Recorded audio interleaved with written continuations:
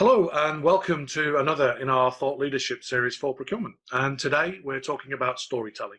And who better to join me in talking about storytelling than my good friend and SAP's chief storyteller, James Marland. James, welcome and thanks for agreeing to have this chat. Thanks, Gordon. So you and I have talked about the importance of storytelling and why it's essential from an educational perspective. But I was really intrigued when I read a post in Procurist that you wrote about how well or badly procurement has responded to the pandemic. And you stated that procurement had responded well, but it needed to do a better job telling stories. So I was intrigued as to why you think storytelling is so important in day-to-day lives for procurement leaders. Well, thanks, Gordon. It's a good observation that storytelling is critical way that we transmit information, basically as humans. If you go back to even to pre-literate societies sitting around a campfire, the way that we tell what I call deep truths are through the medium of stories. If you think about stories that you may tell to your children, there are things such as proverbs or sayings or things like Aesop's fables, where let me tell you a story about a little boy, and he was a shepherd boy, and he used to look after the sheep, and for a joke he said, "There's a wolf coming, there's a wolf coming," and everyone ran up to help him, and he laughed. And then one day there really was a wolf, and guess what happened? And that's the story that we tell to tell our children about lying. And so these stories that we can tell, any story can be used to impart what I call deep truth, so important things. And so that's why the observation I made of, if we're truly trying to explain why procurement is important, why it's key to business, why it's key to societies, then we need to put it together in this idea of a story, so it can be packaged up. And then here's the critical thing, so it can be retold. That story about that boy who cried wolf, you don't tell it because it's in a book. You tell it because someone told it to you and it was powerful. And so the best business stories propagate in the same way. I use this expression, from the campfire to the boardroom. So what they package up, get retold and retold and retold. And so if procurement can be the master storyteller, can control this narrative, can come up with good stories, then the deep truths that we believe as procurement professionals about how important our profession is in the society, in the businesses we operate, then those stories can be told by other people. One last thing on this is that in the show Hamilton, which I think is around the world, certainly big here in London, there's a song called "You've Got to Be in the Room Where It Happens." And a lot of times procurement professionals are not in the room of government, of senior boardroom, where key decisions about society are being made. Fair enough. But if we make good stories, then maybe the stories that we construct can be told in those meetings. And so we'll come on in a little moment about, so what is a good procurement story? But that's why I use this term about storytelling. And my observation made in the Procurious blog was, we need to tell better stories. So it's a way to really help procurement gain influence, really. And I suppose a measure of success would be if non-procurement people are telling procurement stories, then that's a tick. We know that we've had some impact there. Right, and we saw that a little bit in the last few months. I mean, if you went to your local supermarket, which I didn't do very much, of course, but people were actually using words like supply chain, which people had never used before. Yeah. And so they were talking about the supermarket supply chain and where the suppliers were located and how quickly they could deliver. There were also people making comment about the government's procurement operations of procuring PPE. Again, a term no one used before either. But how did government buy face masks and gowns? Who did they get them from? How did they pay them? Where were they coming from? Who's actually in charge of this? And so people were actually thinking about, well, procurement's actually kind of important and keeps us safe and it keeps food on the table. So in that respect, we were hearing words about procurement and supply chain, which 6 months ago, no one ever talked about. So what do you think makes a good story for procurement? So any good story needs to have a couple of key elements. So one is it needs to have this retellability. So can someone understand it enough that they can turn around and give it to the next person?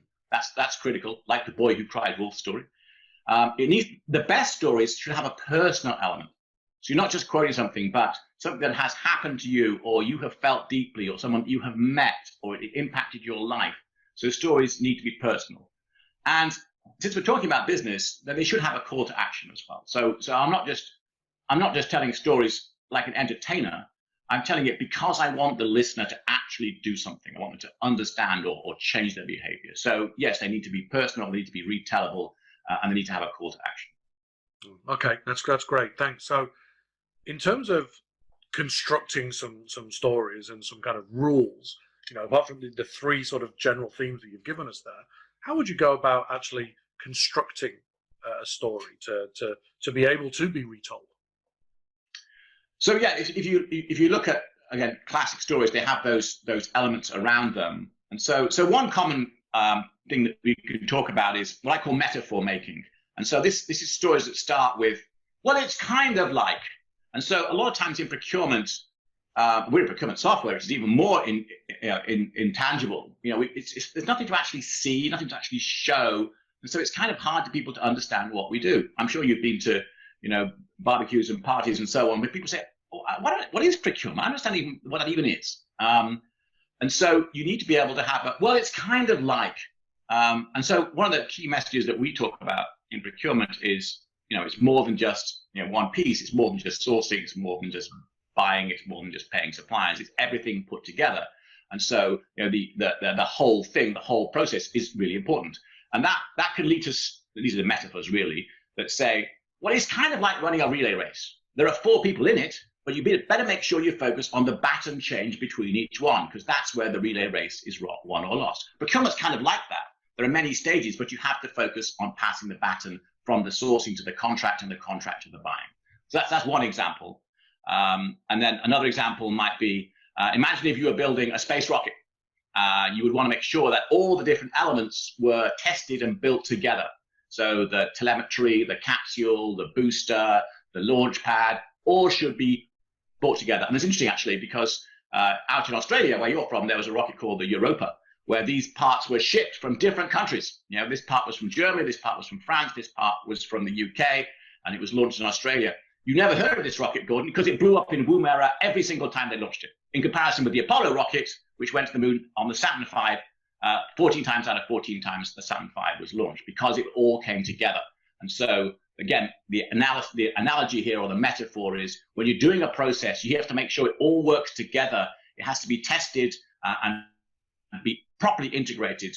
Then it will launch successfully like the Saturn V rocket, as opposed to blowing up like this Europa rocket that you've never heard of. And then some stories have a nice little tagline. So the first one, the tagline could be, so don't drop the baton. And the tagline for this one could be, it's not rocket science. So if you could sort of wrap it up, and I call this the epigram. And so that's a sort of a nice little thing. It's a single tweet or a little tagline that you can use to sort of wrap the story. So that's an example of what I call metaphor making. And so the example here was, it's the same truth I'm trying to transmit.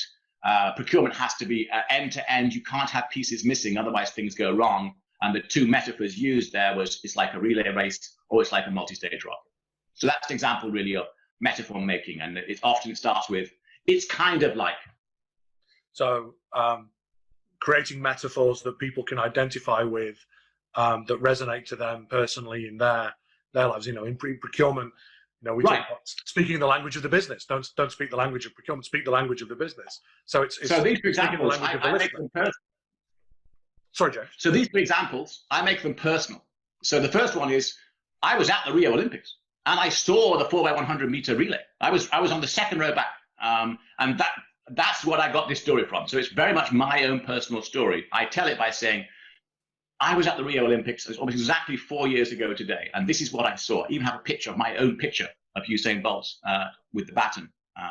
And then the Europa rocket one, that goes back to, I used to collect little cards from the tea when I was a boy, and I had this one called the Europa rocket. I never heard of it. And I looked at the details, and it blew up because of this poor integration and poor testing. And I actually have the little tea cards as well. So that's how to make those kind of stories personal. There are 2 interesting space stories I have with a procurement bent. And the first one, there's a quote, I think it's from John Glenn, I might be wrong. And the question was, what do you think about when you're going into space? And his response was, I'm essentially sitting on a nuclear rocket built by the lowest bidder. Every component built by the lowest bidder. Yeah. Yeah, which was that. And also the other one from Apollo 13, the movie Apollo 13. Best film ever. It's a wonderful movie, and there's a piece where they are literally trying to get a square peg to fit in a round hole because the command module and the lunar module didn't to meet your to talk to your story weren't made by the same people, weren't made at the same place. They were built by separate contractors with separate kind of things, and so the CO2 scrubbers didn't fit each other. So that kind of integration piece that you just talked about there from a story perspective, when you were talking about the rocket, my actual immediate thought to me was it's kind of like the Apollo 13 movie as a way to think that. So, in terms of things for people to concentrate on, and you've talked a lot about sort of making it personal metaphors. You think it's really important that people, when they're telling the story, need to resonate with that story themselves to make it more believable? Yes, certainly. If you can have things from your own life, whether that's personal life or professional life, that's important. So if you have visited a customer or you visit a supplier, you tell a story about, well, I went to this supplier and I went to their shop floor. Let me tell you what it's actually like there. Again, people are drawn in, even if you're talking about, well, it's very noisy, it's very dangerous. You need to, I always say, Gordon, that you have about 90 seconds in a story. It's probably less on a remote call, to be fair, before you get to the point, before people say, oh, now I see where he's going with this. So there's a sort of setup concept, which is, so first of all, you set up by using these setup terms like, well, it's kind of like, or let me tell you when I went to this supplier, or you have some other way of changing the atmosphere, perhaps a prop. I should have brought my prop, which actually has the Olympic ticket, and you could have seen that example.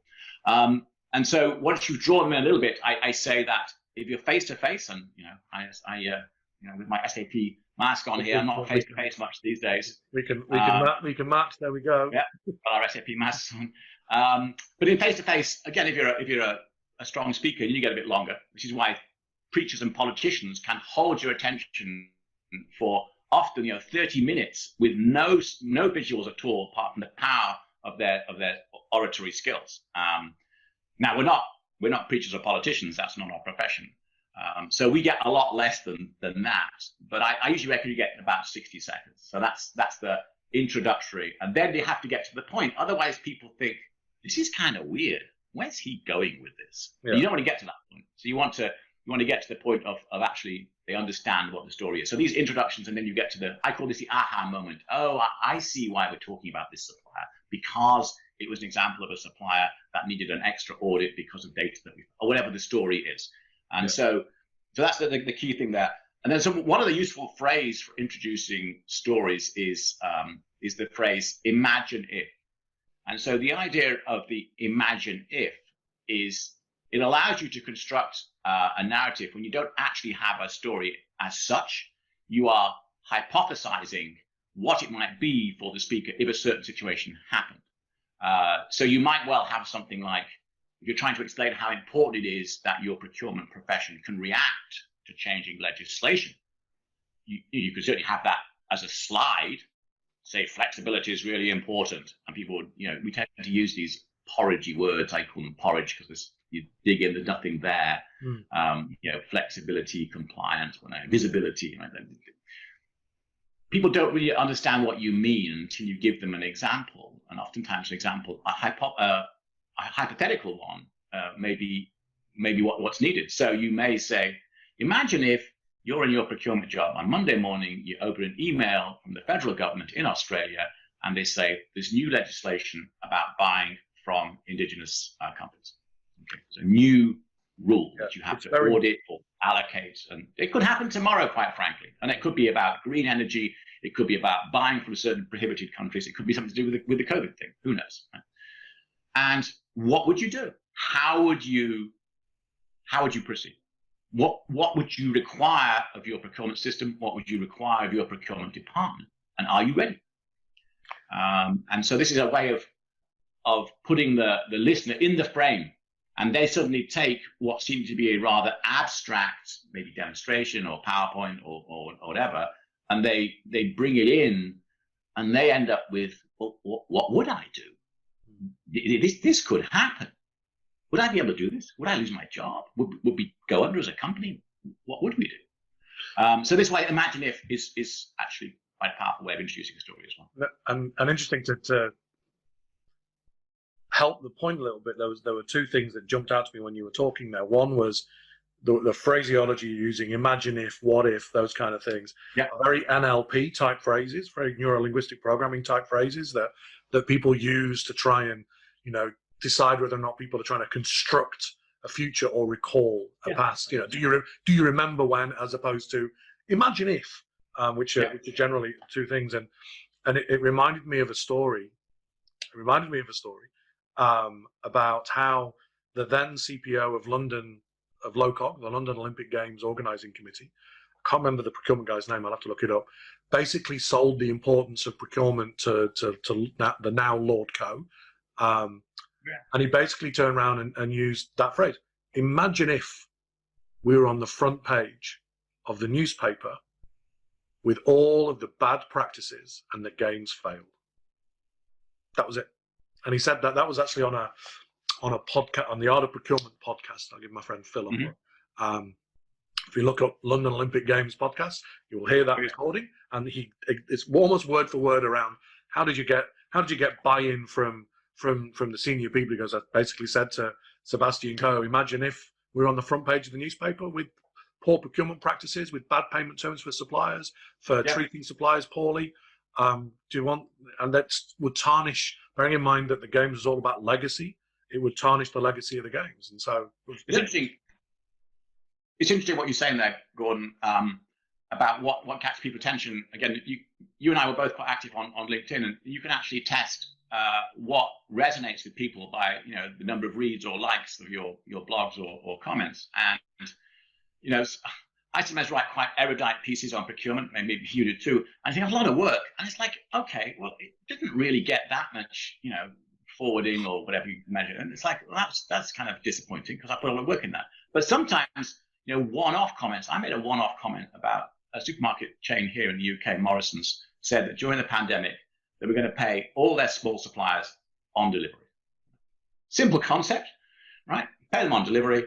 And I made the comment, it's nice to see Morrison's doing this because that's what you make me do as a customer. So when I go to the customer, when I shop at Morrison's, I pay at the checkout. I don't pay 30 days later. Right? And so what seemed to be and that got more likes and forwards than almost anything I'd posted on LinkedIn. And I tried to do a bit of analysis about why that really resonated. So one was, for procurement people, it was kind of you're kind of right. That is kind of weird how we pay suppliers 30 days later, but as shoppers, we expected to pay on the nail. So there was that sort of disconnect. And then for people who weren't in procurement, there was you mean that's how it normally works? They don't pay for like 2 months just because they're big? Yeah, that's how it normally works. And so you were telling them something they didn't know. And then in the nature of, because of the whole thing about pandemic, well, that could put them out of business, right? Well, yeah, it could. And then Morrison's, are not doing this. And some big executive of Morrison's bought it himself. It's on Twitter, I think. So again, an example of a story that really resonated because of the time and because you were telling people something they didn't know. To prove that advertising works, it gives you more reasons to shop at Morrison's. Yeah, exactly. Never shopped there before. Yeah. So just coming to the end, James, any sort of final thoughts, anything, one point that people should hang their hat on? More than anything, hat. See, well, as you know, I'm big on the hats, so hanging the hat is good. So I think we all have this in us. So the good thing about storytelling is we are all storytellers. If you think when you go to a social event and you're standing around with drinks, really the only communication medium that we all understand are people telling stories, right? They're telling sort of jokes, or they're recounting something, or they're telling you something that happened to them, and it is the currency of human communication. So it isn't like it's a whole new skill that we all need to learn. We're already doing it anyway. So the key thing is, are we comfortable in bringing what works so well in our private lives? It's how we communicate, it's how we get friends, it's how we date, it's how we get social capital, something that works so well in our private lives. Why don't we bring it to our business world? In fact, there's a book out recently called Weekend Language. And so it says we should speak in the same way during the week that we speak at weekends. And stories is exactly that. And sometimes I think as professionals, we think we have to speak in this professional way with PowerPoint with 6 bullets and, or long white papers and lots of data. And there's this place for that for sure. But, there's also a place for this basic, going back to old Aesop's fables, these stories are thousands of years old. They'll be here long after we're not here. And so stories have this longevity and this transmittability that other forms of business communication just don't have. And the great thing is we're all natural storytellers, so we should speak during the week the same way that we speak at weekends. Fantastic. James, if people want to find out any more, where would you sort of encourage them to go, apart from harassing you on LinkedIn and Twitter? Yeah, so there are a lot of good books, quite frankly, about storytelling. I could list them out. And there are several I read that have a lot of good points. Follow good people in the procurement community as well. You mentioned Phil Ideson. He's a good guy. There's a variety of people that you can follow as well. But then take notes is another key thing. So I'm a big fan of the old moleskin here, and so I take notes and write them down when people say something. I jot them down, and I can maybe build a story out of them or quote them, and that's something else that's good. Actually, particularly useful remotely, by the way, because they can't see you're taking notes, and that's an additional benefit. So yeah, and then the last comment, Gordon, would be, well, just try it. Just be normal. Right? Tell stories is what you do at the weekend. Fantastic. James, thanks again for joining us, sharing your thoughts and your expertise. Really much appreciated, and I know it's going to resonate with our audience. And to everyone watching, I hope you'll join us again in our next session. Thanks very much. Thanks, James. Thanks, Gordon.